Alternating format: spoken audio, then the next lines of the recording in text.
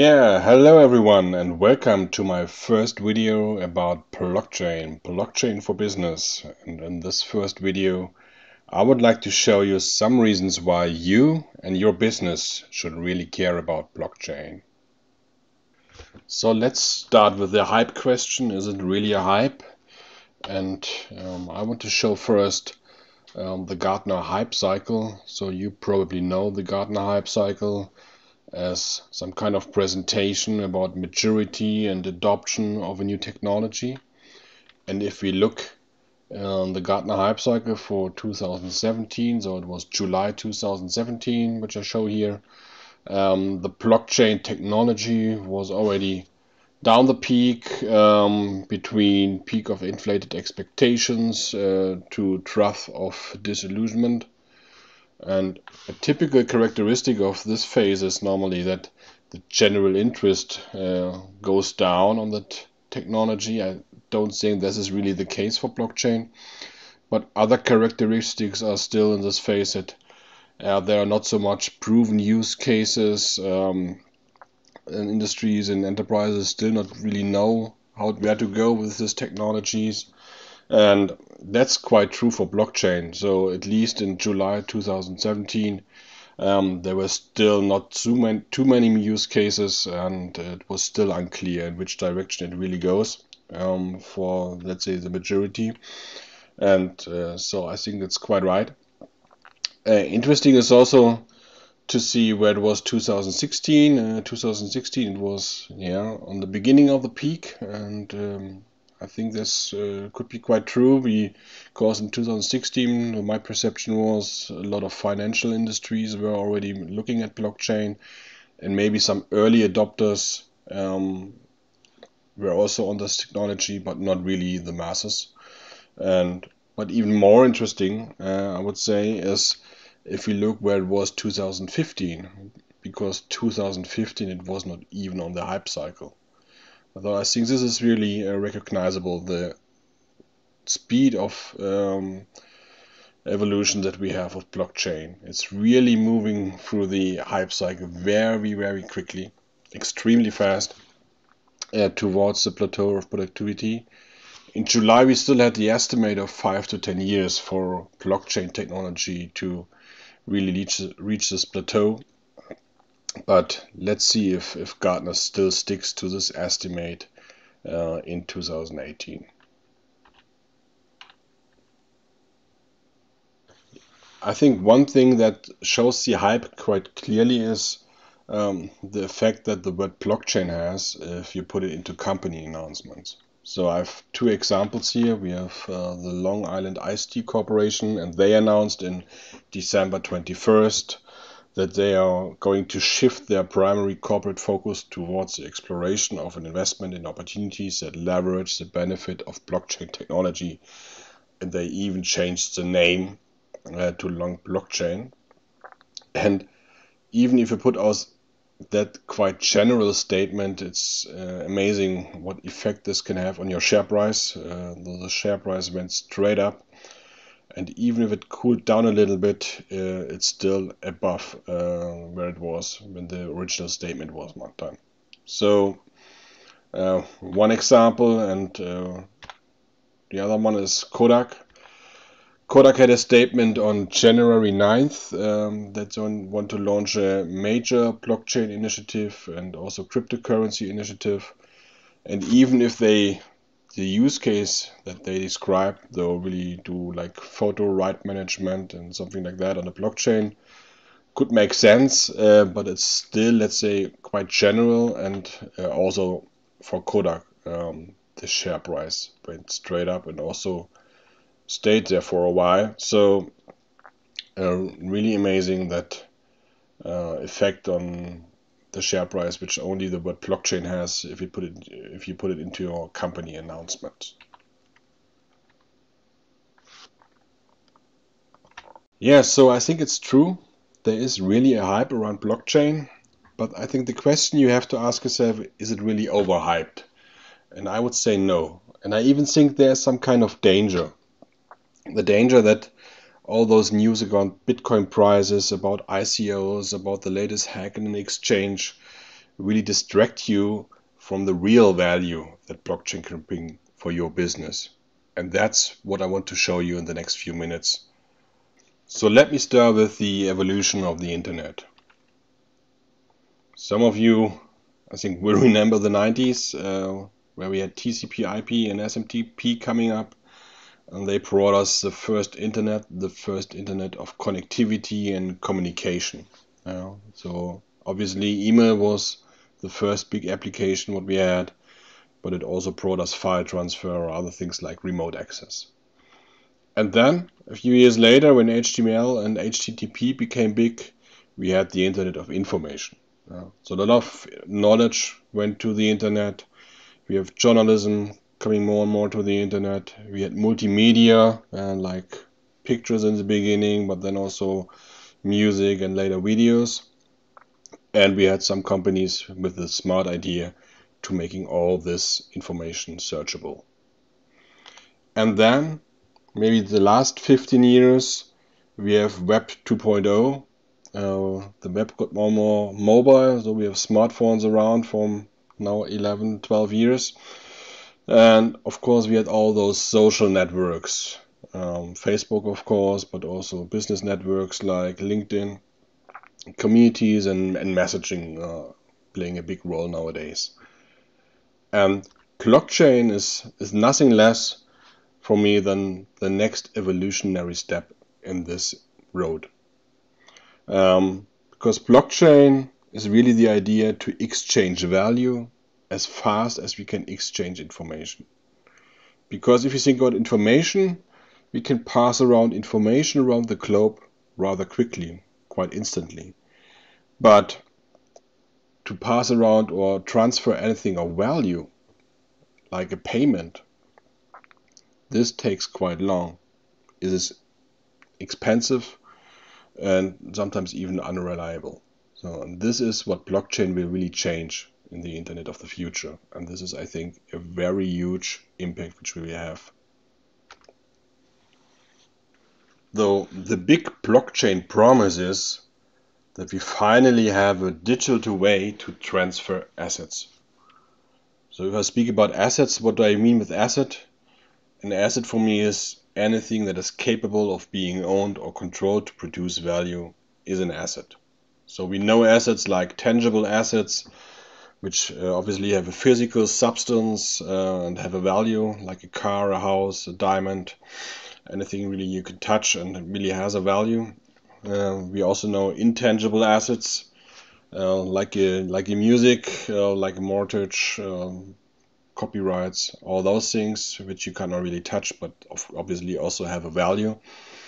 And we also have, of course, cash.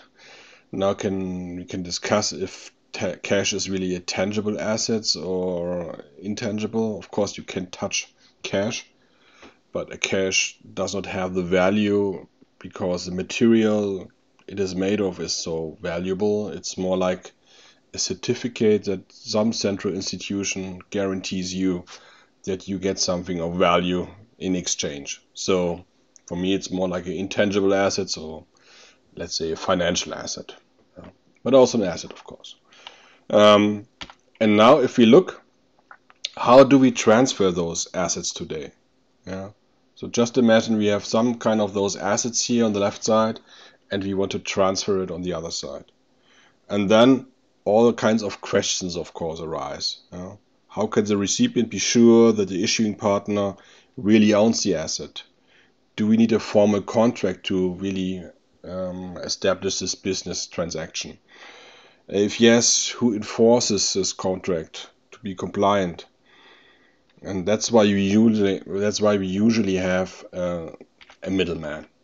So someone in the middle who is sorting all those things out for us. To ensure, okay, on the left side they really own the asset, they have the opportunity to sell this asset, and on the right side, even though he can really pay for that or whatever. So the middleman is very important nowadays to make all those value transactions. We all know those middlemen, so we know like eBay, like Uber, we know like Apple.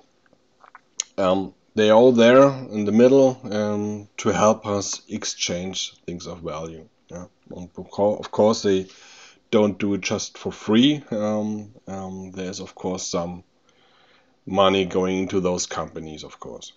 And anyway, they sort it out. We move the asset to the other side. And if you look, okay, what really functions do those middlemen have? So they have a function like proof of ownership. So they ensure really the one who is issuing the asset really owns the asset. Yeah. The middleman also ensures that if you have a contract in place or laws in place, that really everybody is compliant to that. And also the middleman ensures that the transaction is not changed afterwards. So if I sell something on eBay on an auction for $100, of course I should not be able to change the price afterwards. And on the other side, of course, the buyer should not be able to lower the price. So the middleman also ensures some kind of immutability. And in some business transactions also the proof of origin is brought by the middleman. So these are typical functions which middlemen nowadays have. Though now the interesting part. How do we transfer assets in a blockchain?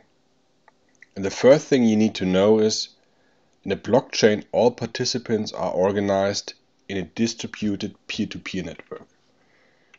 And one other very important characteristic is that they all have a shared ledger. That means everybody has a ledger that contains all the transactions that have been executed in the network. And that's why blockchain is also sometimes called the distributed ledger technology. So if we come to our example and we want to transfer an asset between two participants here in the network, the first thing that would actually happen is that everybody in the network, so all the participants, would really check their ledger and see if I'm allowed to do this transfer. Do I really own that asset? Have I spent it or have I sent it to someone else already? Then I'm not allowed. So they really check their ledger and see, okay, I'm allowed to do this transfer. And if they agree, the asset is really moved across. But to be a bit more specific, the transaction which we have is not really moved across alone. All those transactions are collected together with other unconfirmed transactions in one block, and that block is finally committed to the database, to the distributed database. And all those blocks always have a connection or a direct link to the predecessor block, so that we after time we have a series of blocks which are all connected to predecessor and successor, which are all connected. And of course, and that looks like a chain of blocks, so a blockchain. And if you speak about blockchain and asset transfer, there's another important point. So the smart contract. Because normally, if you give something away, transfer something away, you want to have something in return. So both participants have to fulfill certain conditions. And therefore we have contracts, often called smart contracts, sometimes chain code. But in the end, it's basically always a computer program that contains a logic to execute transactions and modify the state of an asset. For instance, the owner of an asset. So it automatically monitors defined rules and executes defined actions when a trigger event occurs. So in our example, the asset would first move into the smart contract, and then the recipient would also have to fill his part of the deal, maybe send some cryptocurrency into the smart contract. And that would trigger the smart contract to execute its code, and based on the logic which has been implemented in the computer program. So, for instance, the price he has to pay for this asset. It would execute automatically, and if all conditions are fulfilled, the asset would be transferred. And if not, the money goes back to recipient and the asset goes back to the original asset owner. And as this is in the end only a computer program, we could do all kinds of things. We could also make something like an auction. So we would send our asset into the smart contracts, which is implemented as an auction, and all the participants in the network would be able to send in their bid, what they are willing to pay or to transfer in exchange for that asset. And then, maybe after a defined time is over, the smart contract would execute automatically, would check all the bids from the network, and the bidder with the highest bid would automatically become owner of that asset. So that would be possible to implement with a smart contract, for instance. And even more, you could also do things like fetch in data from the real world. So a smart contract can also read data from oracles, so-called oracles. That could be, let's say, weather data, temperature data. That could be a sensor, an IoT sensor. That could also be maybe a payment confirmation from PayPal or from Visa. Those things could be connected to the smart contracts and could also be then used in the program logic here in the smart contract, which gives you a lot of possibilities, of course. So what have we seen now? The blockchain brings us all the functions that the middleman brought us before. So we have a proof of ownership because everybody can check the ledger.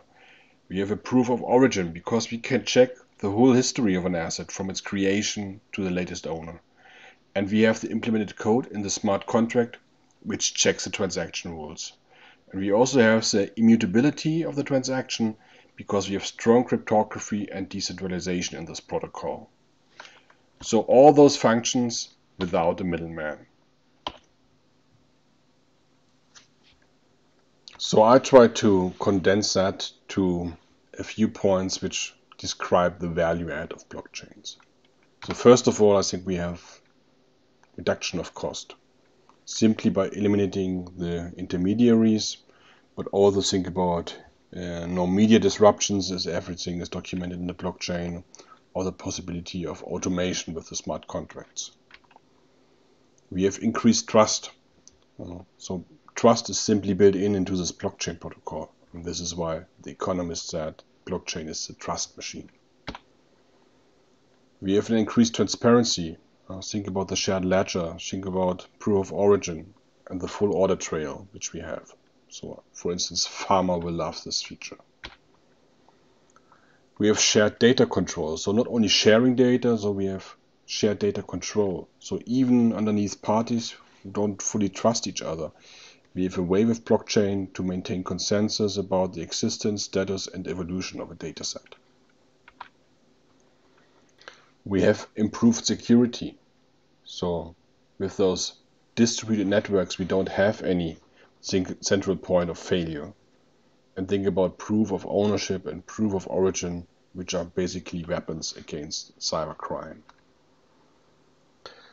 So with blockchain, we can also establish multilateral business-to-business workflows, where we can ensure that everybody is using the same data and the workflows are running on a pre-agreed business logic. And finally, we can increase the transaction speed. So smart contracts will execute automatically without any human interaction needed, and this will speed up a lot of processes. So after all that theory, I want to close with a few examples. So first, think you are a manufacturer of a huge machines. So for instance, cranes. And then you might have those business requirements. There might be probably some SLA, service level agreement, which should be monitored. You will have maintenance and repairs, and you want to be sure that those are only done by certified engineers. And if they do a repair, you want to enforce them to use original spare parts. And maybe you don't sell the whole crane. Maybe you have a billing model which is based on the usage. And maybe also you want to do some, let's say, fancy IoT stuff, and like things like predictive maintenance. And therefore you need sensor data for your cranes. So let's see where blockchain could help in those requirements. So first of all, you could store the sensor data on the blockchain. and then agree with the customer which data should be shared. For the usage model, pay-per-use model, the blockchain would be the perfect system of record to have a tamper-proof documentation of the usage. We could use smart contracts. So if the incident is tracked on the blockchain, we could use smart contracts to evaluate if we really meet our SLA agreement. And as a manufacturer, you could, of course, consume that sensor data, and you could use the documented usage for your invoicing. And we could also track the certificates of the engineers on the blockchain. And of course, we could also track the spare parts on the blockchain to ensure that they are original spare parts. And maybe we go even one step further and say, let's do some distributed manufacturing. So we only deliver the 3D model to the factory, which is in the country where the spare part is needed, and they print the spare part for us. So all of that is possible and could be done on a blockchain. So you see in this scenario a lot of ways where we can probably utilize blockchain. I also have some real life examples. So the first one I want to show is a joint venture between IBM and Maersk. Maersk is the world's largest shipping company, and together with IBM they try to digitize the supply chain and track international cargo in real time for all parties involved. And for ocean shipping there are lots of parties involved. We have banks, we have sellers, we have buyers, we have agents, we have brokers, we have the ports, and of course we also have customs. And nowadays this is a very, very heavy paper-based process, sometimes up to 200 documents, and maybe 30 approvals are needed to transport a container cross-border. And IBM and Maersk are trying to build this all on a blockchain. And I think technically they are making good progress, but of course in the end they also need some approval from the officials. And we have the topic of provenance. So just imagine if you buy an expensive bottle of wine. You want to be sure that wine is really coming from the region. And this is a huge problem, especially with expensive food nowadays. There's a lot of fraud going on. Or imagine you buy some tuna and you want to be sure that this tuna is not coming from illegal fishing. So simply take your smartphone, scan it, and you see really where this fish is coming from. My last example is Lockit, and they really want to bring the sharing economy to a new level. The idea is to rent, sell, or share anything, so any asset you have. Could be your car, could be your bike, could be your washing machine, or could be even your apartment. With the smart solution they are building, you can share all these things, and you don't need a platform or a middleman anymore. So no Uber, no Airbnb or something like that. You can share all those things peer-to-peer with smart contracts on the blockchain. And with that, I want to come to an end. I really hope you liked the video and you have an idea now why you and your business should take care about blockchain. If so, I would appreciate a like. And I also have ideas about topics for the next episodes. But if you're interested in a certain topic here or something which is not listed here, just leave me a comment and I will try to cover it in one of my next episodes. I will also have a link to this Prezi presentation in the description of this video. So if you want to give this presentation to someone else, feel free to reuse it. And with that said, all I can say is thanks for watching and goodbye.